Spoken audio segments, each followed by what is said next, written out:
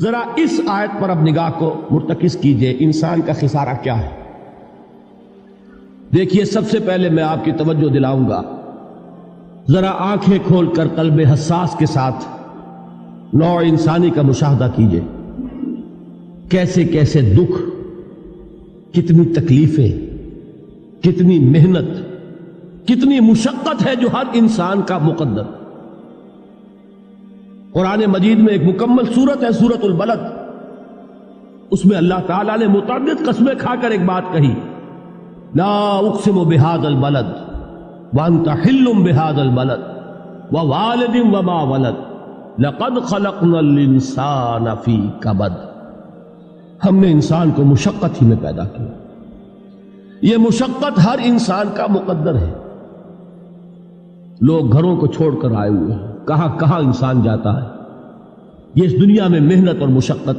ہاں، ایک مغالطہ ہو جاتا ہے کہ شاید یہ محلوں میں رہنے والے جو ہیں انہیں کوئی مشقت نہیں، انہیں کوئی دکھ نہیں، حالانکہ حقیقت یہ نہیں ہے۔ جو جتنا امیر ہے آپ دیکھیں گے اس کی جسمانی مشقت کم ہے، ذہنی کوفت زیادہ ہے۔ ٹرینکولائزرز کی انہیں ضرورت پڑتی ہے، انہیں سیڈیٹیوز چاہیے، خواب آور دوائیں مزدور کو نہیں کبھی ضرورت پڑے گی۔ وہ 8 گھنٹے کی محنت کرنے کے بعد احساس ہوتا ہے کہ وہ صبح ہی کی خبر لے گا۔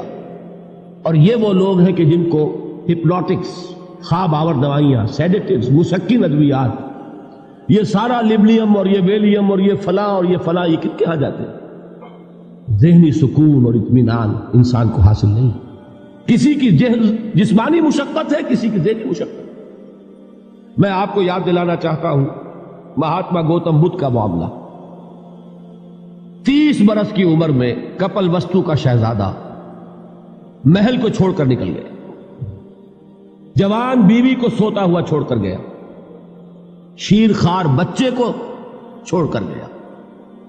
راجدھانی میں رہنے والا محل کا باسی، جسے یہ معلوم ہے کہ باپ کے بعد مجھے یہ سلطنت ملنے والی ہے، کیوں گیا؟ کبھی کبھی آپ نے سوچا؟ اس نے انسان کے غم اور دکھ کا مشاہدہ کیا۔ اس نے دیکھا کوئی اندھا ہے، ٹھوکر کھا کر گر رہا ہے، کوئی والدین کھڑے ہوئے رو رہے ہیں اور ان کی نگاہوں کے سامنے ان کا نہایت محبوب بچہ دم توڑ رہا ہے اور وہ کچھ نہیں کر سکتا۔ اس نے سوچا یہ صدمہ کیوں ہے انسان کا، یہ دکھ اس کا مقدر کیوں ہے؟ اس صدمے سے، اس دکھ سے نجات پانے کی بھی کوئی شکل ہے کہ نہیں؟ انسانوں کی ایک عظیم اکثریت، شاہ ولی اللہ دہلوی رحمۃ اللہ علیہ کے الفاظ ہیں کہ وہ لدو اونٹ اور کولو کا بیل بن کر زندگی بسر کرتی ہے۔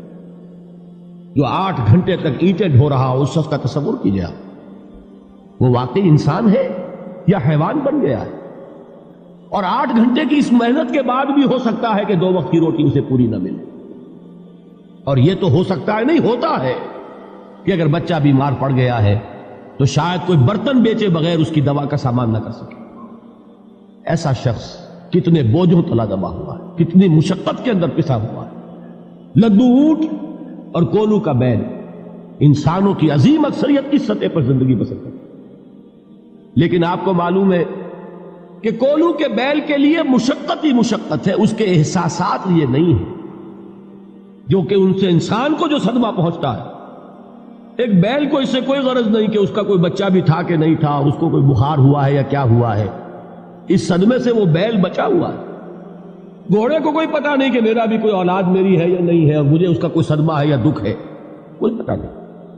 لیکن انسان کا معاملہ یہ ہے کہ والدین کو جو جو دکھ دیکھنے پڑتے ہیں اپنے بچوں کے لیے، اپنی اولاد کے لیے۔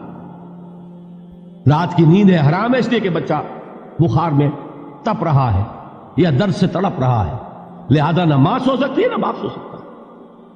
میں نے ایک موقع پر دیکھا، لاہور میں کیروسین آئل، اس زمانے میں ابھی سوئی گیس نہیں آئی تھی، اور اکثر و بیشتر جو ہے یہی مٹی کا تیل جو ہے ایندھن کے طور پر استعمال ہوتا تھا، اس کی شارٹیج ہو گئی تھی۔ تو کئی فرلانگ لمبی قطاریں لگتی تھی ان دکانوں کے باہر، ڈپوں کے باہر، اور ایسے ایسے منظر بھی کہ ایک خاتون برقع پوش، ایک گود میں بچے کو لیے ہوئے، ایک کی انگلی پکڑے ہوئے، بوتل ہاتھ میں لیے ہوئے تیل کے لیے، اور کئی گھنٹے کھڑی ہے دکان۔ یہ مشقت انسان جھیلتا ہے کہ نہیں؟ غالب نے اس کا نقشہ کھینچا ہے کہ رنج سے خوگر ہوا انسان تو مٹ جاتا ہے رنج. مشکلیں اتنی پڑی مجھ پر کہ آسان ہو.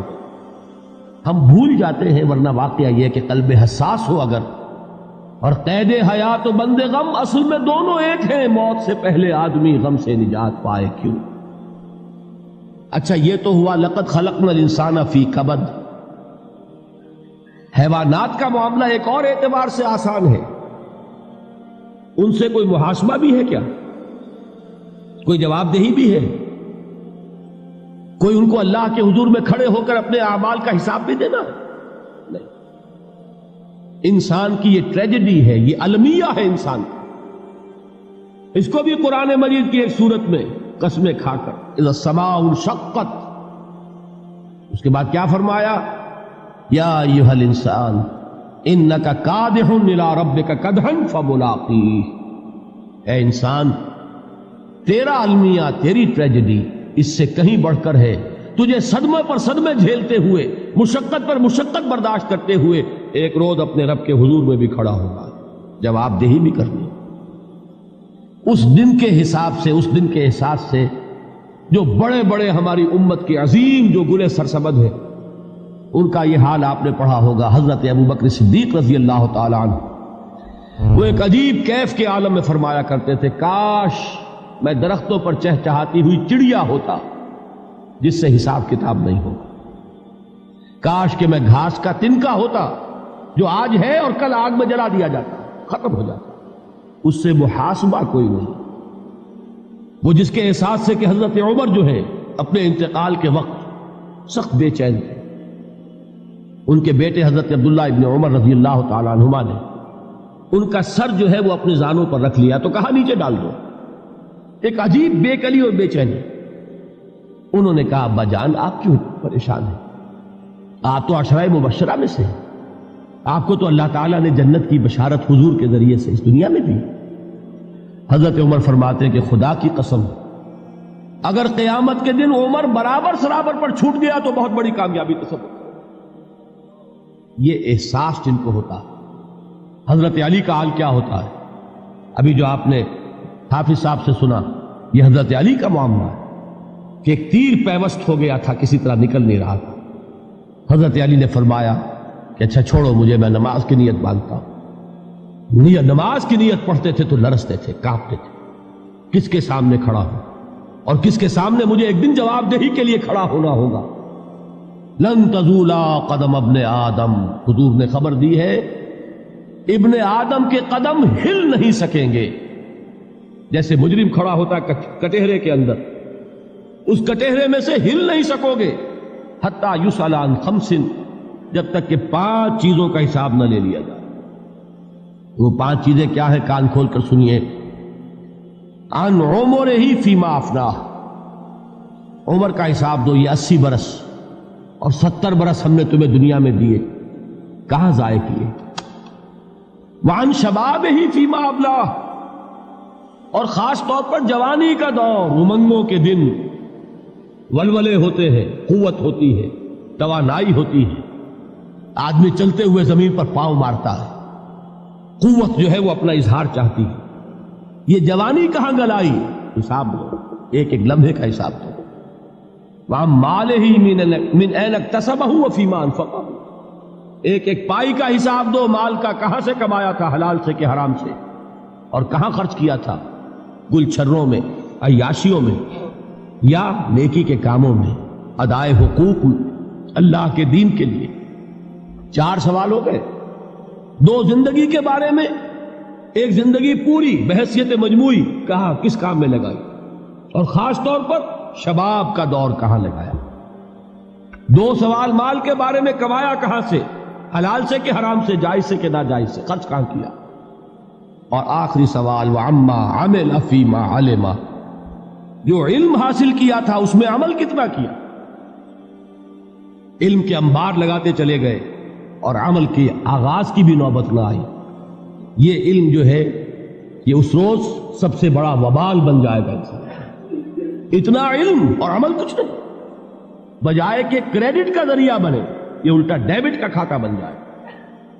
یہ جواب دہی کا احساس ہے کہ جس کی وجہ سے انسان کی ٹریجڈی جو ہے وہ دوہری ہے. کوئی حیوان اتنے بوجھ تلے نہیں. مشقت کی، محنت کی، اس زندگی میں ختم ہوئے، اس کے بعد کوئی محاسبہ نہیں. اس کو بھی غالب نے خوب کہا ہے کہ اب تو گھبرا کے یہ کہتے ہیں کہ مر جائیں گے، اور مر کے بھی چین نہ پایا تو کدھر جائیں. یہ ہے وہ ہیومن ٹریجڈی.